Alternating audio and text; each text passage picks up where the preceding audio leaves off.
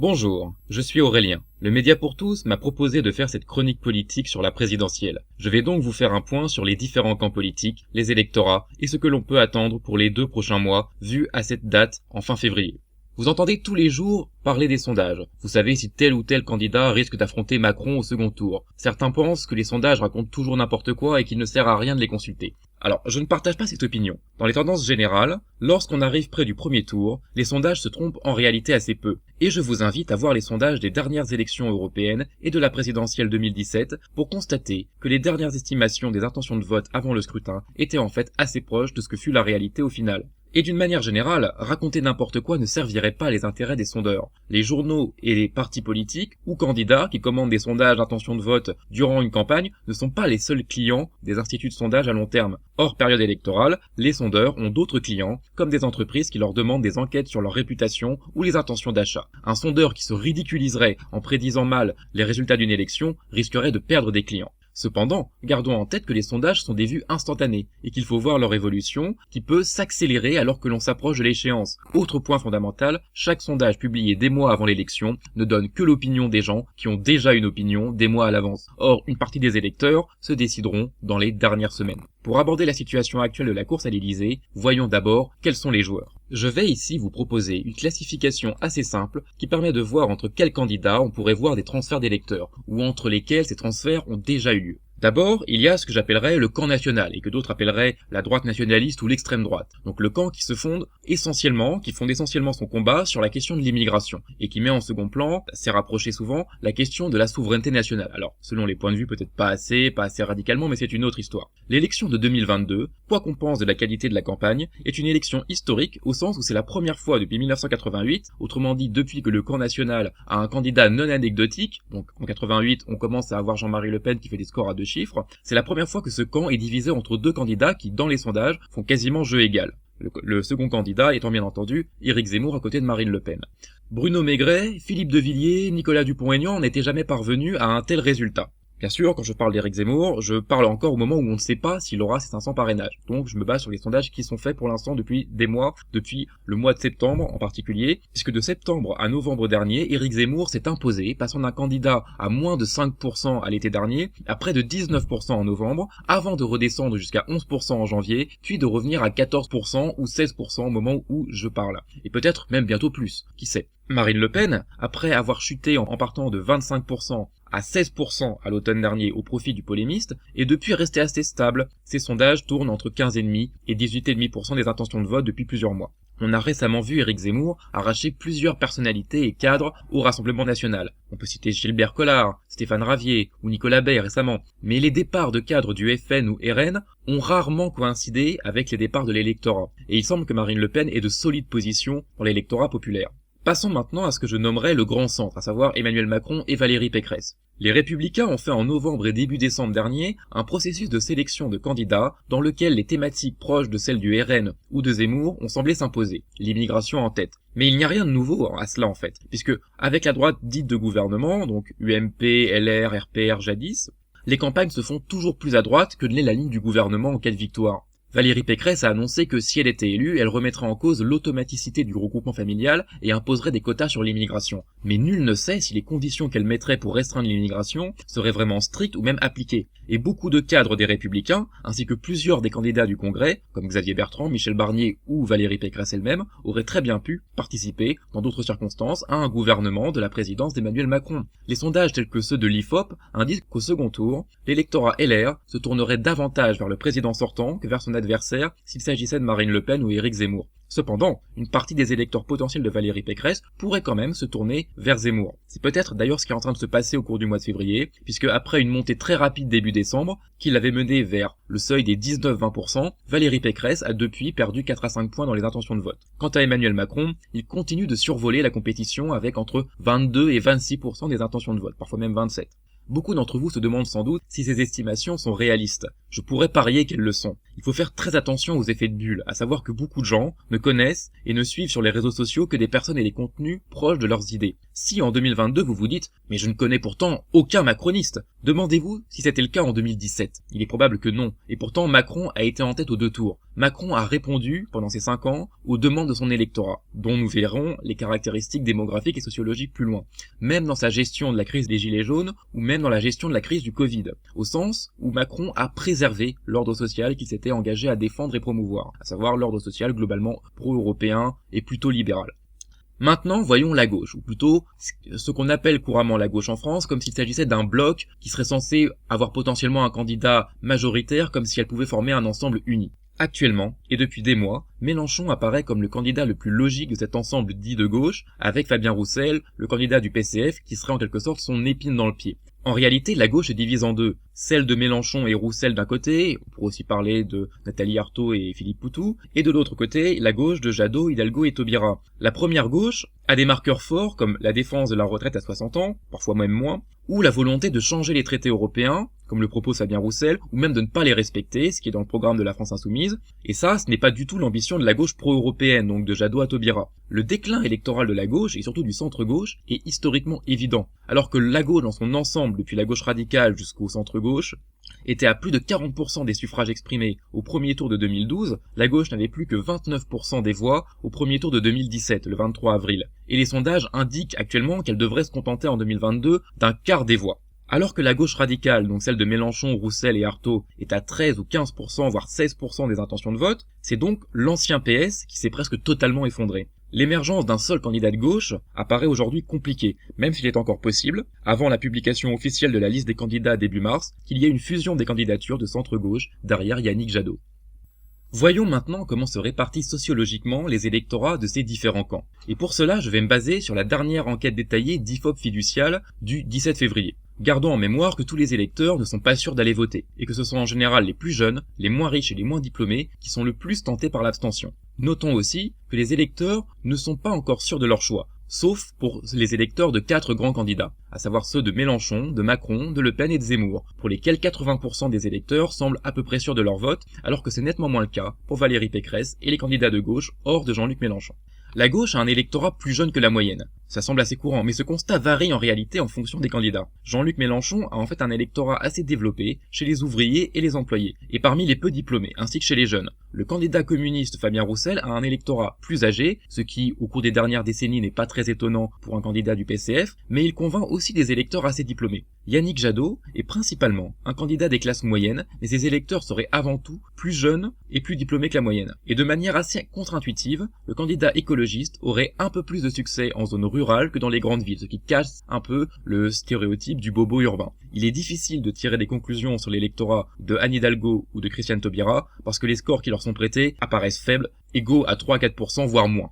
Le centre, lui, donc Macron et Pécresse, peut être résumé à un électorat plutôt aisé, diplômé et âgé. Il y a cependant, un électorat jeune et même ouvrier ou employé qui s'intéresse à la candidature Macron. Mais bien sûr, ça ne constitue pas et de loin la majorité de l'électorat macroniste. La principale différence entre les électorats de Macron et Pécresse, c'est l'âge. Alors que Macron a surtout un électorat de diplômés de classe moyenne et aisés qui se retrouvent dans à peu près toutes les tranches d'âge, Pécresse, elle, est largement sauvée par les retraités, sans lesquels elle peinerait à atteindre les 10%. On peut même dire que s'il n'y avait que les 40 ans et moins qui votaient, il y aurait sans doute pas de candidat LR, ce ne serait même pas un parti d'opposition viable. Les électeurs du camp national, ou de ce que vous appelez l'extrême droite si vous voulez, sont généralement perçus comme des électeurs peu diplômés, qui vivent plutôt en zone rurale, et qui sont d'âge médian ou jeunes et pauvres. Mais en réalité, c'est surtout l'électorat de Marine Le Pen qui correspond à cette définition, ou cette description plutôt. Les soutiens d'Éric Zemmour constituent une surprise pour la sociologie électorale, au sens où il se retrouve un peu partout. Zemmour est un peu plus populaire parmi les retraités que les actifs, il est un peu moins populaire parmi les très diplômés que les gens qui ont des niveaux de diplôme plus légers, et de façon surprenante par rapport à son programme économique, Éric Zemmour a un peu plus de soutien parmi les pauvres que parmi les riches, ce qui peut paraître assez étonnant par rapport au programme électoral antifiscaliste qu'il a choisi de défendre. La gauche a des électeurs plutôt jeunes, mais elle laisse une partie de son électorat pauvre, rural et jeune à Marine Le Pen. Macron et Pécresse ont un électorat âgé et aisé, enfin surtout âgé pour Pécresse, mais Zemmour a mordu sur les électorats de Pécresse et de Le Pen, et ce dans tous les segments démographiques. À l'inverse, les électorats de Le Pen et Pécresse sont tellement opposés sociologiquement qu'il y a peu de transferts possibles entre les deux candidates. Mais en revanche, il est possible qu'il y ait des échanges d'électeurs entre Marine Le Pen et Jean-Luc Mélenchon. Alors, on peut se poser la question aussi, pourquoi ces électorats choisissent-ils ces candidats-là ? On peut rapidement régler le sujet pour les personnes riches et âgées. En votant pour Emmanuel Macron ou Valérie Pécresse, ils défendent un système social dans lequel ils ont eux-mêmes prospéré. Non pas qu'ils ne veulent rien y changer, mais ils pensent que globalement, les fondements de la société française sur le plan économique, institutionnel, sont parmi les moins mauvais qu'on puisse avoir. Il est aussi courant de penser que la jeunesse vote à gauche en général par idéalisme, ou que les plus diplômés sont aussi les plus informés sur les thématiques écologiques, où Jean-Luc Mélenchon et Yannick Jadot s'illustrent. Mais pourquoi est-ce que un tiers de l'électorat se passionne pour les thèmes identitaires et sécuritaires? Alors, non pas que ce ne soit pas des questions concrètes pour beaucoup de Français, j'ai pas donné mon opinion ici là-dessus. Et on peut voir que dans l'électorat de Zemmour, on trouve des gens qui appartiennent à quasiment toutes les catégories sociales et tranches d'âge. Mais pourquoi les électeurs de Marine Le Pen ne votent-ils pas, vu leur situation sociale qui est souvent un peu plus dégradée que la moyenne des Français, pourquoi les électeurs de Marine Le Pen ne votent-ils pas pour des candidats plus à gauche, qui parleraient plus de redistribution, ce qui pourrait leur profiter directement, par exemple?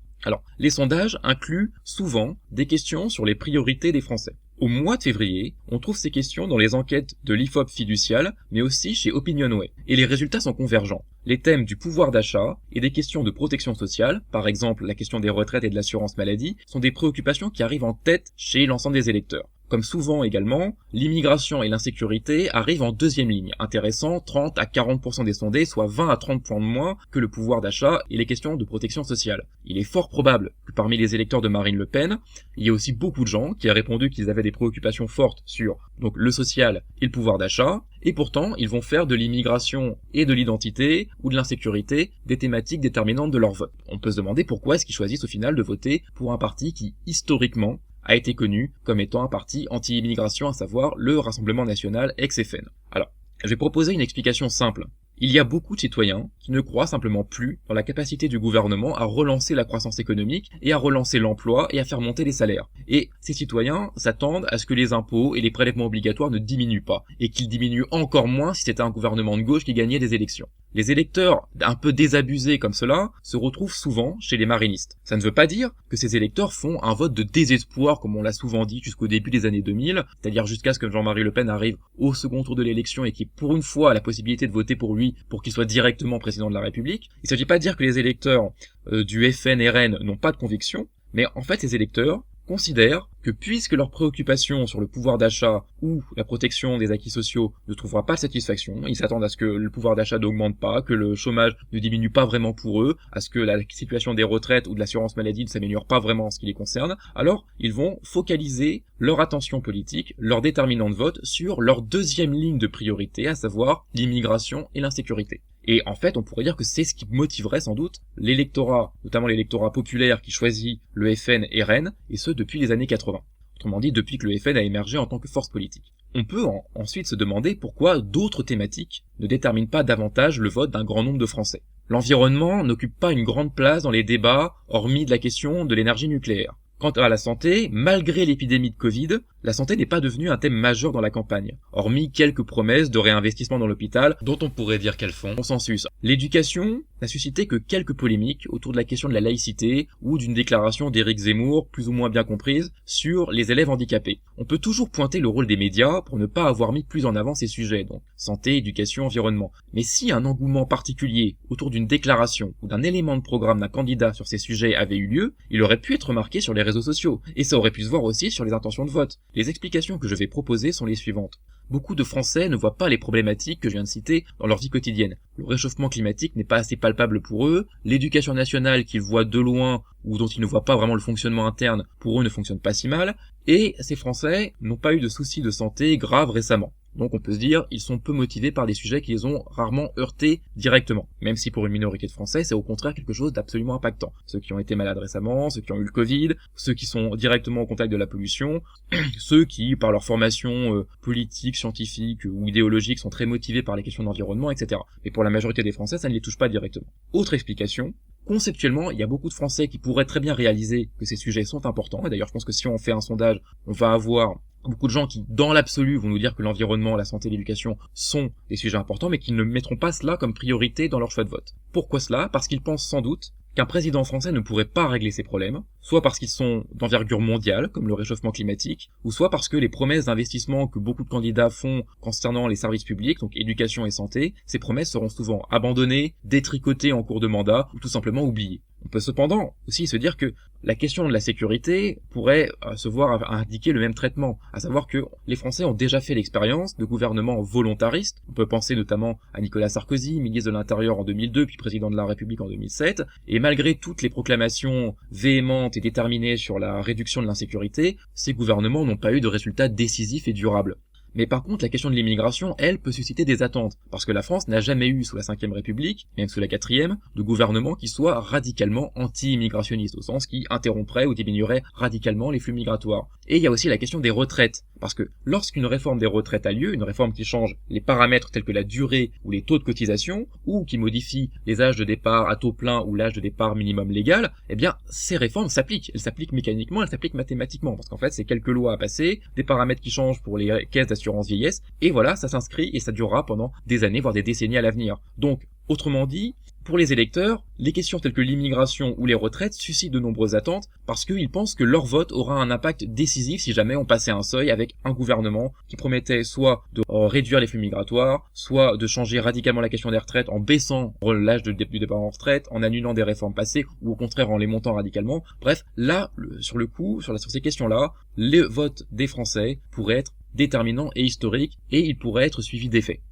Maintenant, passons à la question de ce qui pourrait se passer au cours des un peu moins de 2 mois qui nous séparent du premier tour de la présidentielle. Alors, nous aimerions tous que quelqu'un puisse nous annoncer les résultats du premier tour. Ceux du second, pour l'instant, d'après tous les sondages qui ont eu lieu depuis 6 mois, sont assez prévisibles, puisque une réélection d'Emmanuel Macron semble probable. Mais le duel du second tour aura en soi une signification politique importante en fonction de l'identité du candidat adverse d'Emmanuel Macron. Alors, plutôt que de me risquer à des prévisions directes, je vous propose d'abord de voir ce qui, au cours des présidentielles passées, a été déterminant pour les tendances des dernières semaines avant le premier tour.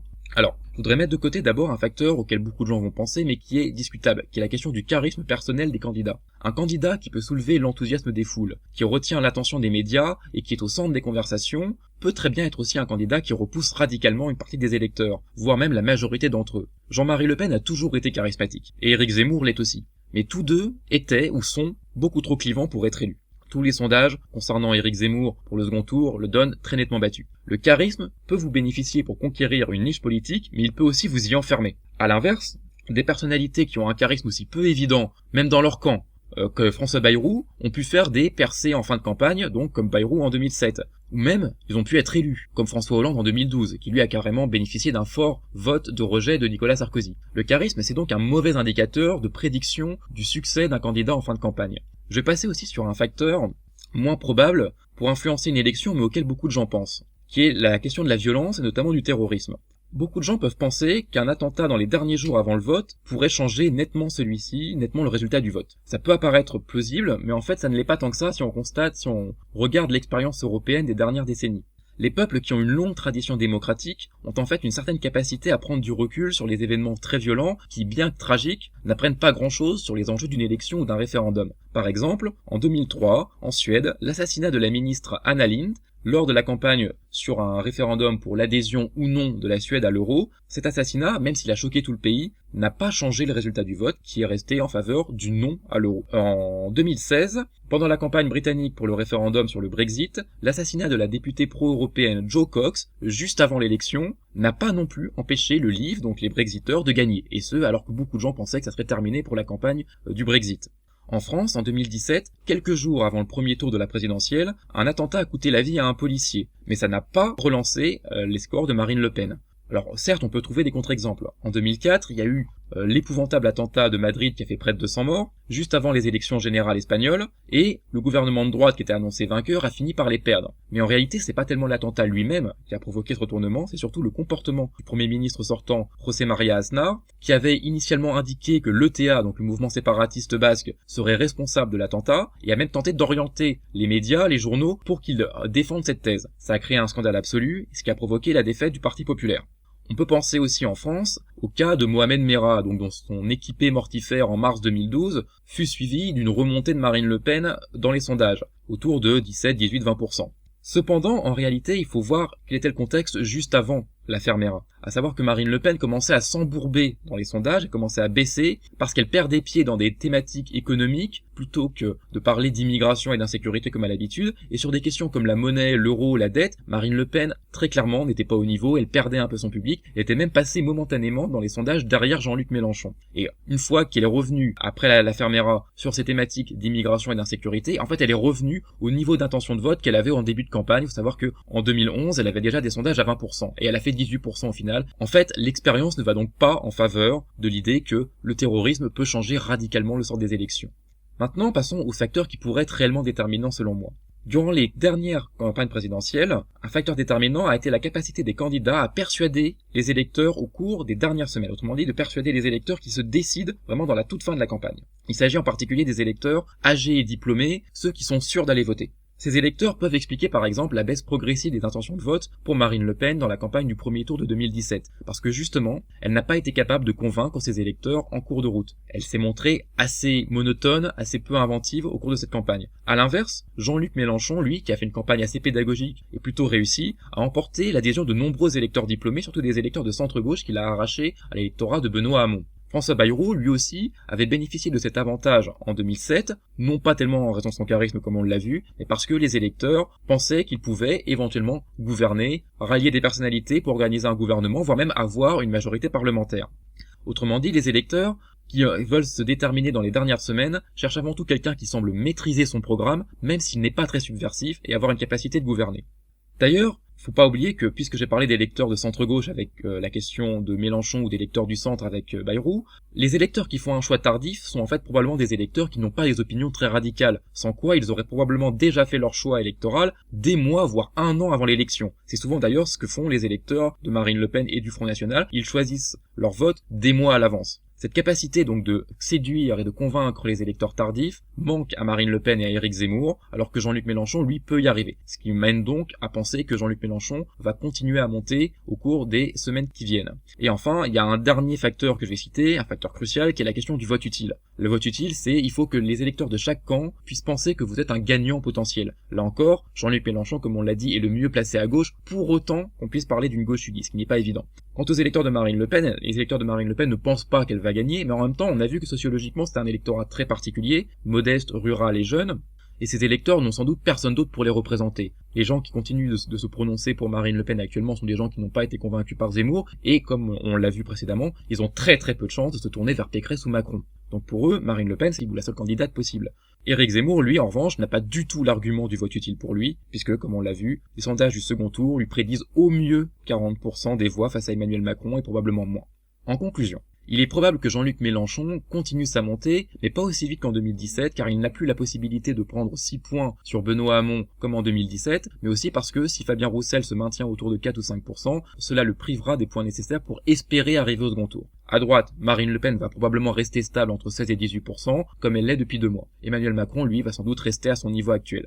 Pour moi, la véritable inconnue sera le sort de Valérie Pécresse, qui est actuellement en sévère baisse dans les derniers sondages que j'ai lus, tombant jusqu'à 11 ou 12%. Si elle se redresse, si elle remonte soudainement dans les sondages, un mouvement de vote utile en sa faveur peut retirer des points à Éric Zemmour et mener la candidate de LR au port de la qualification. Si Pécresse s'effondre, l'adversaire de Macron sera probablement Le Pen, mais il n'est pas impossible d'avoir un duel Macron-Zemmour. Zemmour, lui, a connu plusieurs mouvements radicaux, donc progression forte de septembre à novembre, chute jusqu'en janvier, puis une remontée depuis, et il a survécu à des polémiques dont certaines auraient été fatales à d'autres candidats, comme des polémiques historiques relatives à Vichy, ou des polémiques scolaires concernant les enfants handicapés. Zemmour, en revanche, ne peut pas monter très haut car il est trop clivant, mais il est probable qu'il ne s'effondrera pas complètement non plus. C'est donc autour de Pécresse que tout va se jouer, et si vous voulez que je vous donne une impression personnelle qui ne vaut que ce qu'elle vaut, j'ai tendance à penser que Valérie Pécresse va sans doute se relever un petit peu, voire même beaucoup, d'ici la fin de la campagne, en raison du vote des seniors, des diplômés et des centristes indécis. Je ne crois pas beaucoup à l'idée d'un vote caché, important en faveur d'Éric Zemmour. Mais je répète, tout cela n'est qu'un pressentiment. L'important, c'est surtout de se déterminer par rapport aux facteurs cruciaux pour influencer le vote, d'après les expériences précédentes. Voilà, j'espère que cette chronique vous aura intéressé. J'ai essayé de ne pas prendre parti et de rester factuel en sachant que nous ne pouvons parler ici que d'estimation et de sondage. J'espère pouvoir vous présenter d'autres chroniques et vous dis donc à bientôt.